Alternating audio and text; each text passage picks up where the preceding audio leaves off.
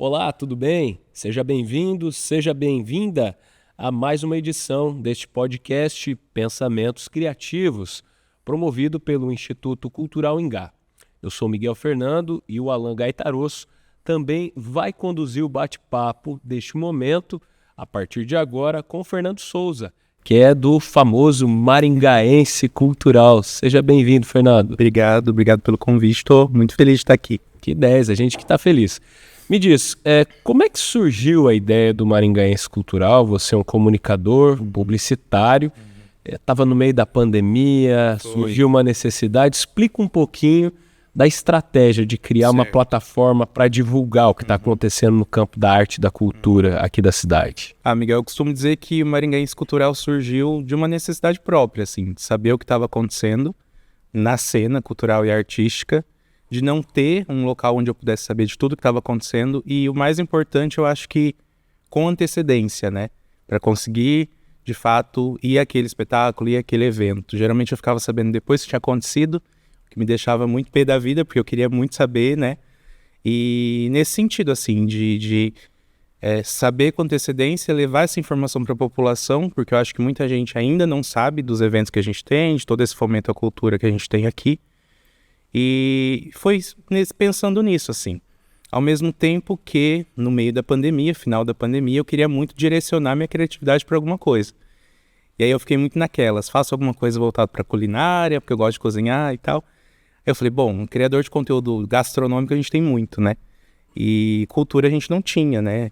Tinha muito pouco. Na verdade, não tinha ninguém que fizesse trabalho assim. Então foi pensando nessa ideia mesmo. Fernando, obrigado por ter vindo. Estou bem feliz porque, assim, sou seu fã. Eu sigo o Maringaense Cultural há muito tempo. Obrigado. E eu sou fã, assim, das suas postagens, da maneira que você faz o trabalho, sabe? E eu acho que, como o Miguel falou, a gente teve, em algum momento, outras pessoas que também tentaram ter esse veículo de divulgação para tentar concentrar, de alguma forma, as divulgações do que estava acontecendo na cidade. Mas eu acho que não houve tanto engajamento como tem o seu, né? Como tem o Maringaense Cultural. Sim. E eu acho que uma das coisas que teve esse resultado é a maneira como que você faz as divulgações.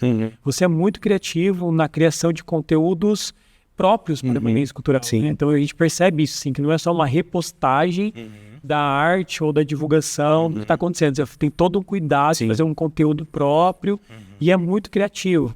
Então eu queria que você contasse um pouquinho aí disso, sim. Por que dessa estratégia de criar conteúdos próprios e como é que você cria esses conteúdos, como é que você pensa, quem é que faz, quem é o Maringaense Cultural, além do Fernando, né? É só o Fernando. É só o Fernando.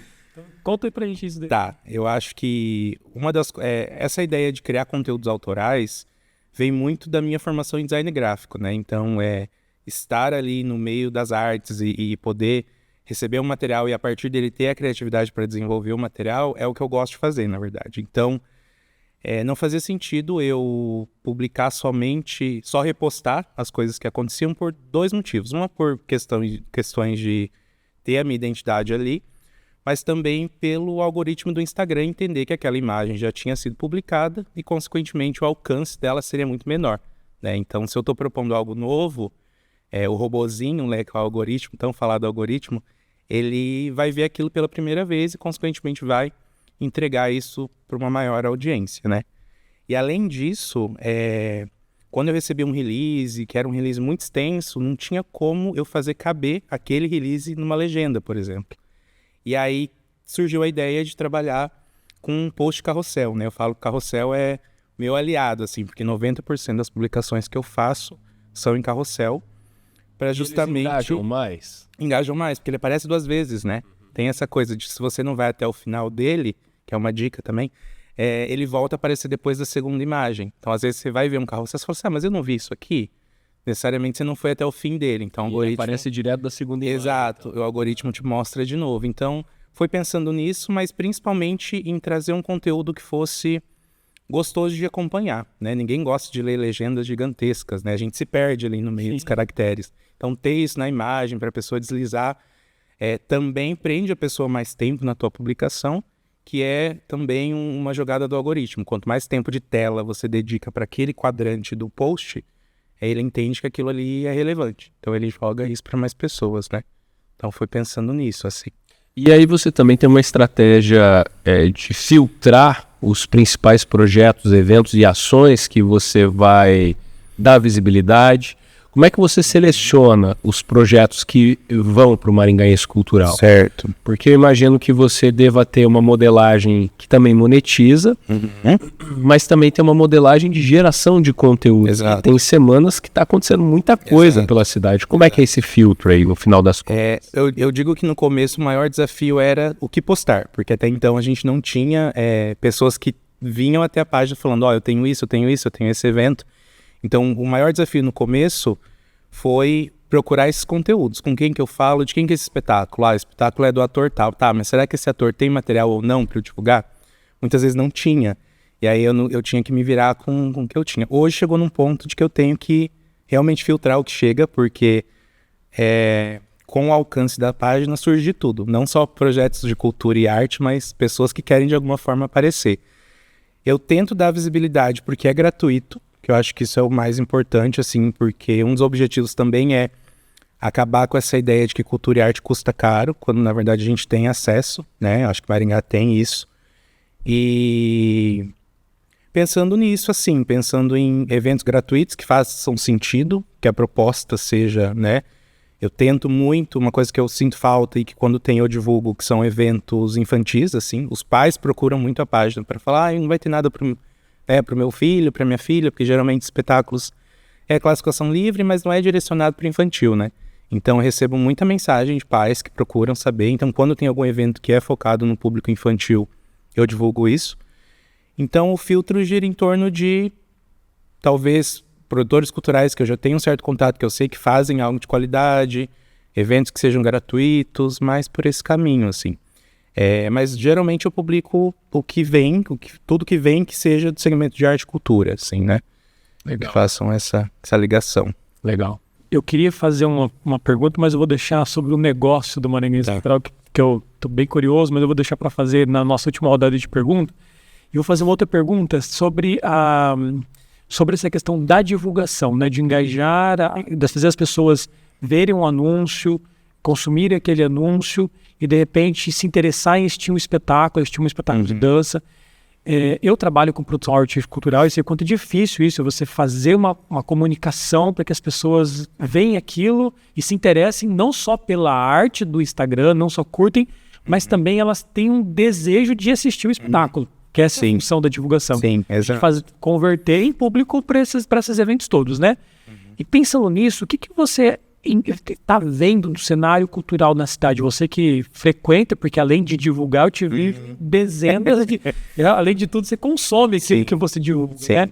Como é que você vê o mercado cultural em Maringá? Você que está divulgando e acompanhando, o que você está sentindo em questão de público, em questão de produção?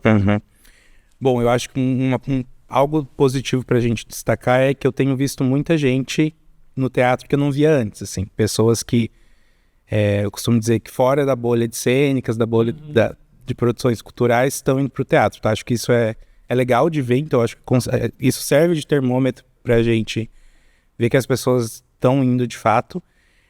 Sobre a questão de divulgação, eu acho que eu consigo ver uma mudança muito grande nesses 2 anos assim, de existência da página, no sentido de que hoje existe um cuidado maior sobre produzir algo visual, assim, que chame atenção, porque eu acho que a gente acaba...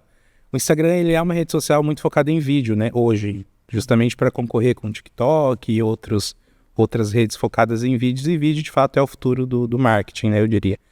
Só que a gente esquece que o Instagram, ele surgiu com fotos, né, ele surgiu ali para ser visual, para chamar atenção, todo mundo tirava foto de um prato de comida, colocava um filtro e estava ali se achando fotógrafo, né.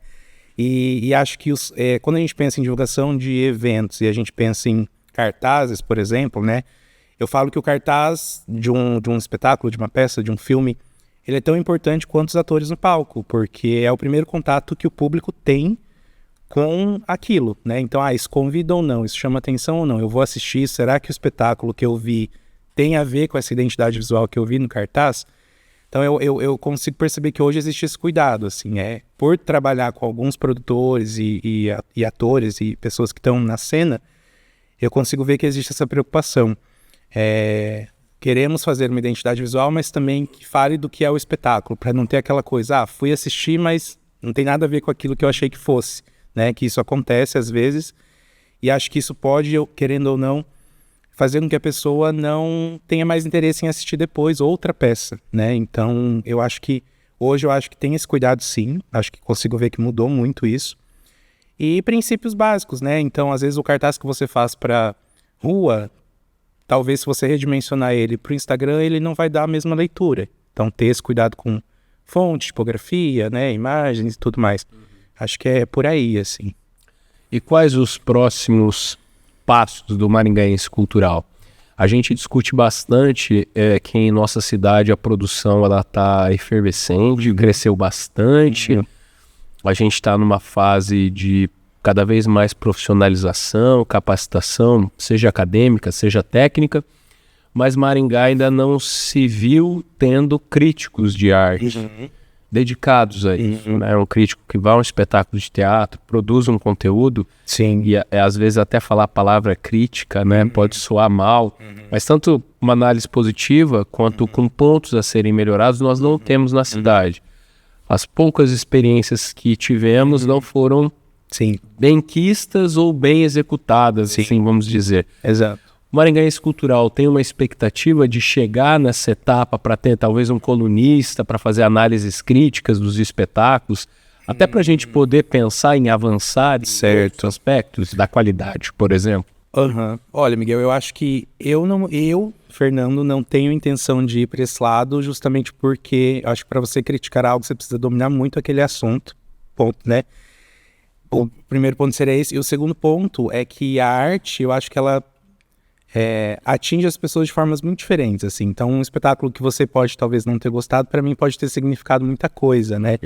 Então, eu tenho no Maringaense Cultural uma sessão que se chama Recorte Cultural, que é quando eu assisto um espetáculo, crio um texto talvez meio poético, meio artístico, sobre como eu fui impactado por aquilo, mas é a minha experiência, exato, mas não chega a ser uma crítica. Eu acho que Maringá precisa sim de alguém especializado nisso, eu acho que falta, porque eu acho que isso também direciona os próprios produtores, porque eles vão criar, eu acho que exige uma questão de conhecimento e de pesquisa um pouco mais profunda, né? Então, eu não faria, mas acho que falta, eu acho que quem vier fazer, eu acho que é um espaço que está muito aberto, mas eu sigo ainda dando a minha opinião de como isso me impactou diretamente, assim, né, em termos de espetáculo. A pergunta que eu ia te fazer anteriormente era se o Maringaense Cultural hoje, ele é um negócio da sua vida, assim, você vive do Maringaense Cultural e já está nesse patamar, assim, já virou um negócio ou não? Você ainda leva ele mais como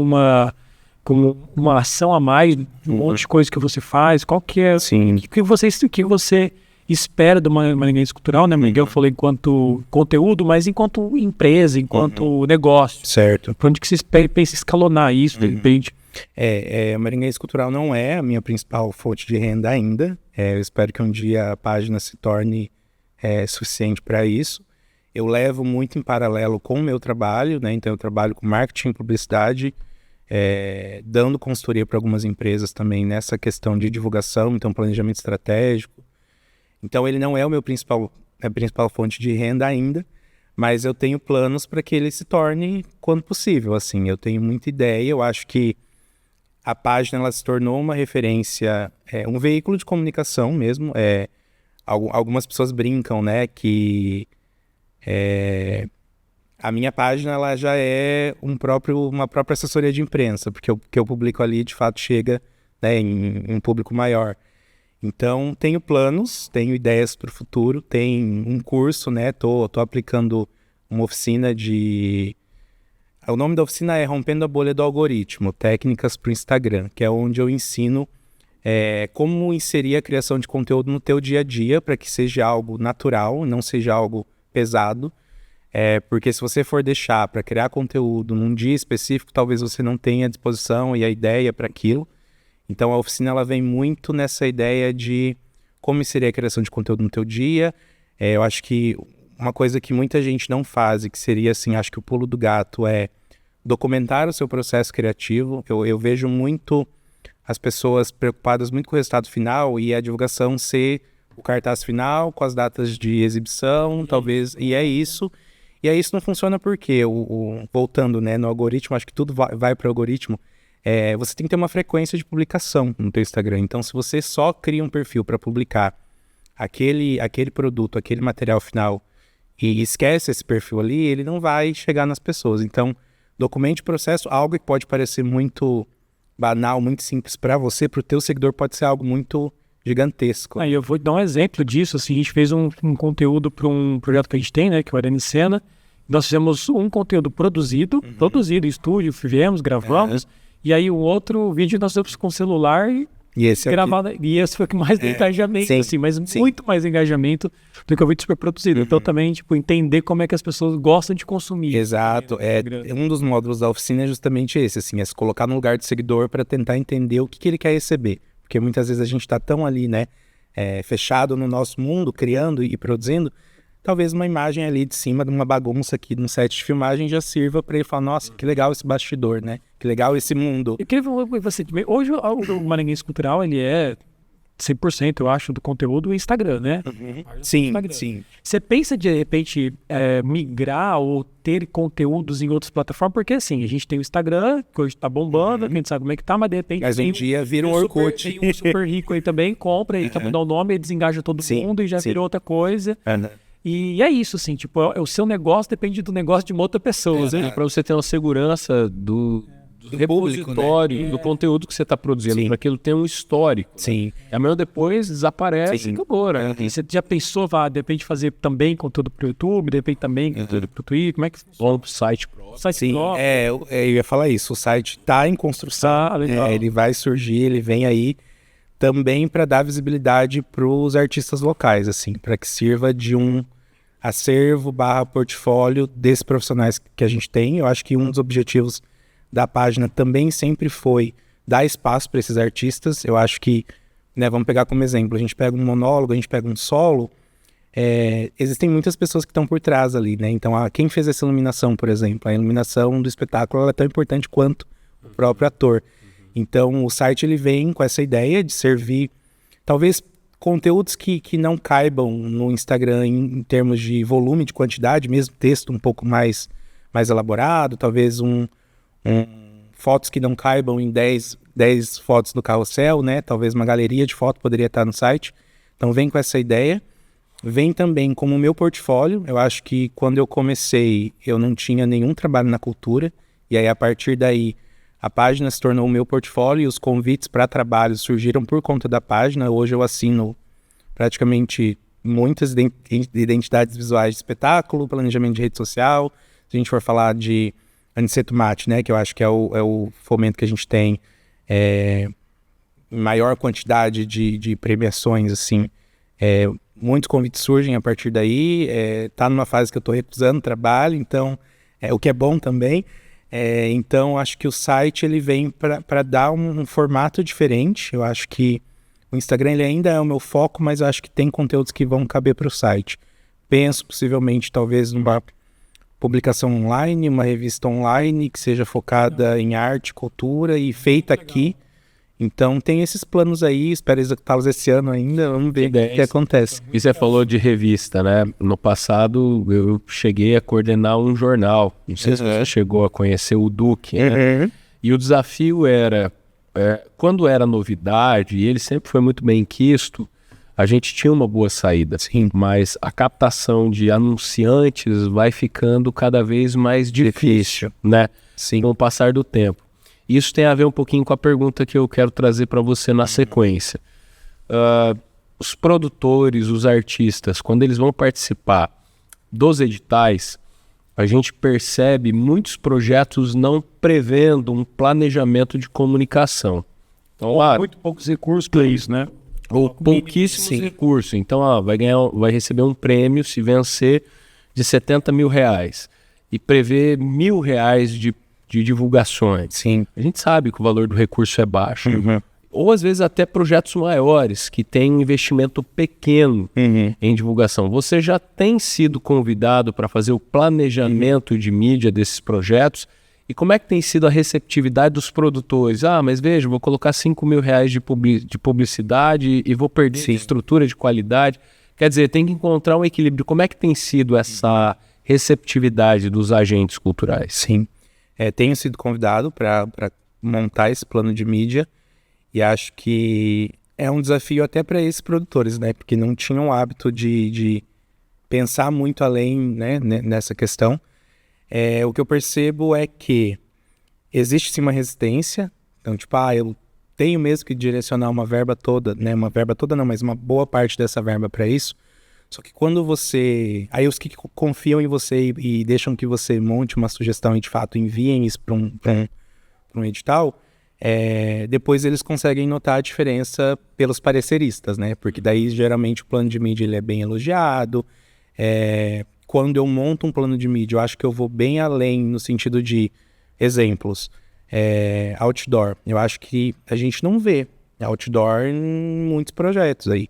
E eu acho que dependendo do projeto, acho que é importante que você tenha, talvez não uma quantidade absurda espalhada pela cidade, mas em pontos estratégicos, mas tentar traçar uma estimativa de público. Então esse outdoor, ele tá, sei lá, posicionado num lugar específico. Quantas pessoas mais ou menos eu acho que poderiam visualizar essa publicidade?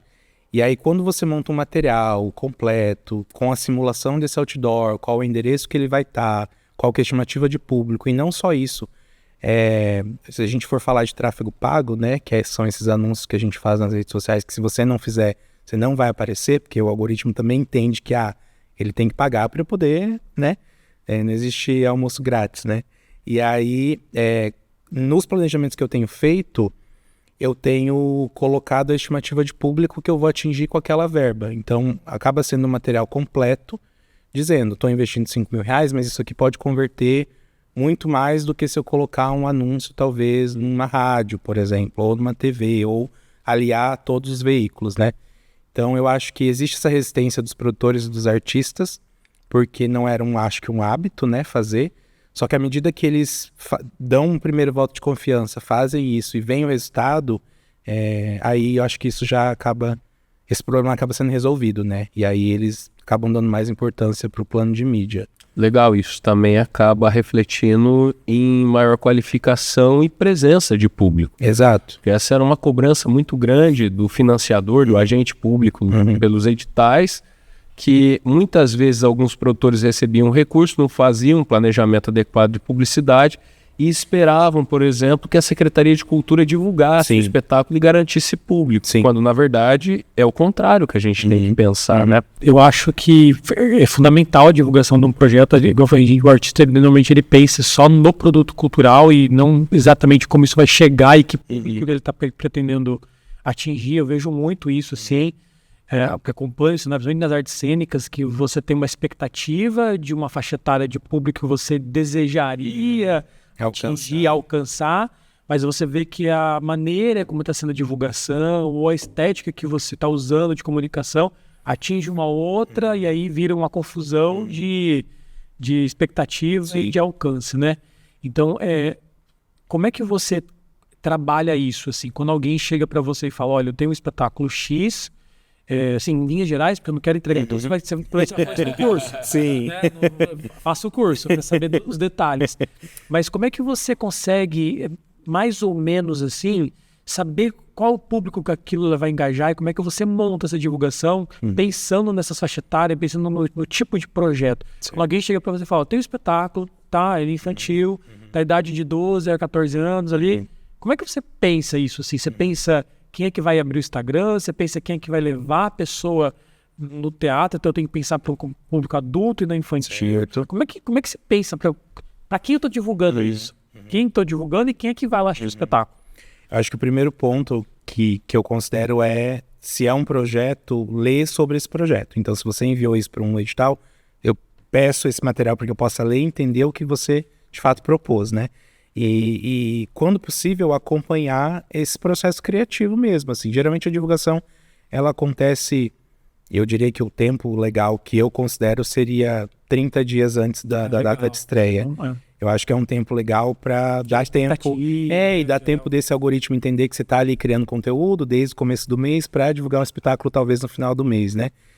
Mas eu acho que o cuidado maior é entender o que é o projeto, é ter muito essa troca com o produtor cultural para entender aonde ele quer chegar e ouvir também as outras pessoas da equipe, né? Eu acho que tá em sintonia com todo mundo, eu acho que funciona muito. Você deu o exemplo de evento infantil, né? Eu acho que o desafio se a gente vai fazer uma divulgação, um tráfego pago, um anúncio, pensando nesse público, geralmente nos pais que a gente tem que focar.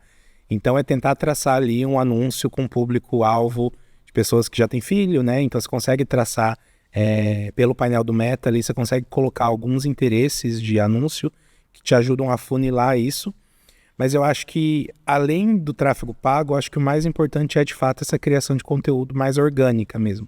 É ir fomentando isso, é ir divulgando isso, dizendo que vem por aí, mas ao mesmo tempo não entregando muito para ter essa curiosidade.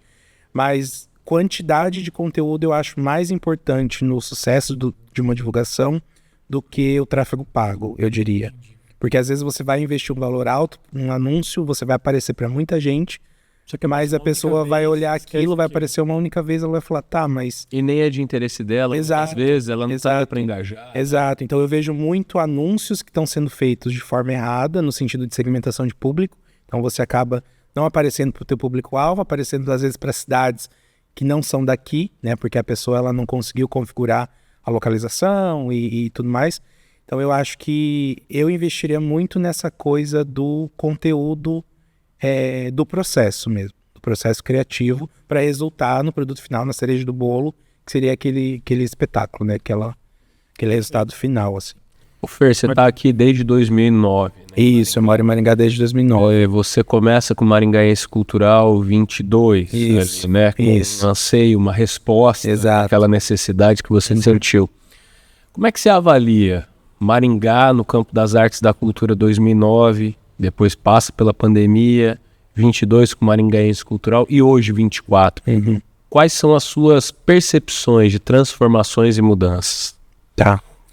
Eu acho que Maringá evoluiu muito, assim, em termos de quantidade de projetos, quantidade de eventos. Eu acho que a população, o que eu sinto, que em 2009, os maringaenses eles ainda tinham uma certa desvalorização do que era feito aqui.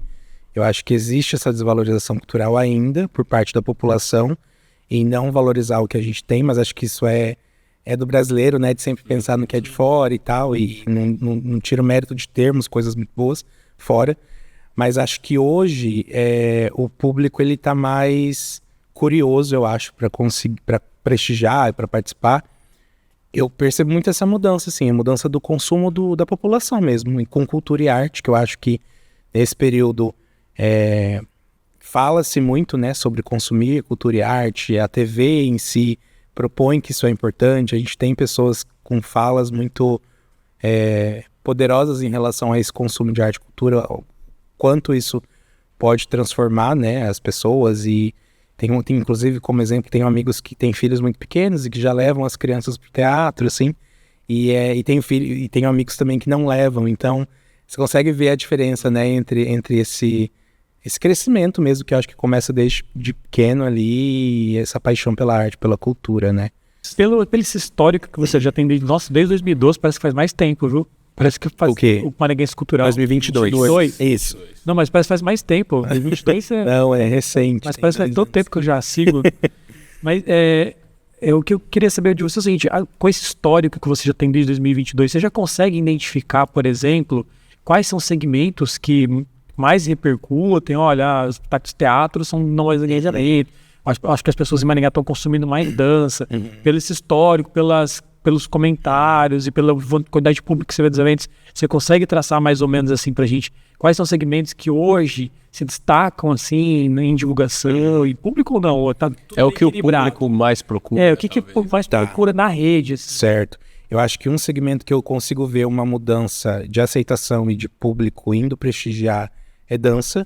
Eu acho que dança contemporânea teve uma mudança, eu acho que de um ano pra cá, assim, de muito grande. Já cheguei a assistir espetáculo de dança contemporânea com 10 pessoas na plateia, né? E hoje eu acho que os teatros eles estão cheios, as pessoas estão curiosas para assistir.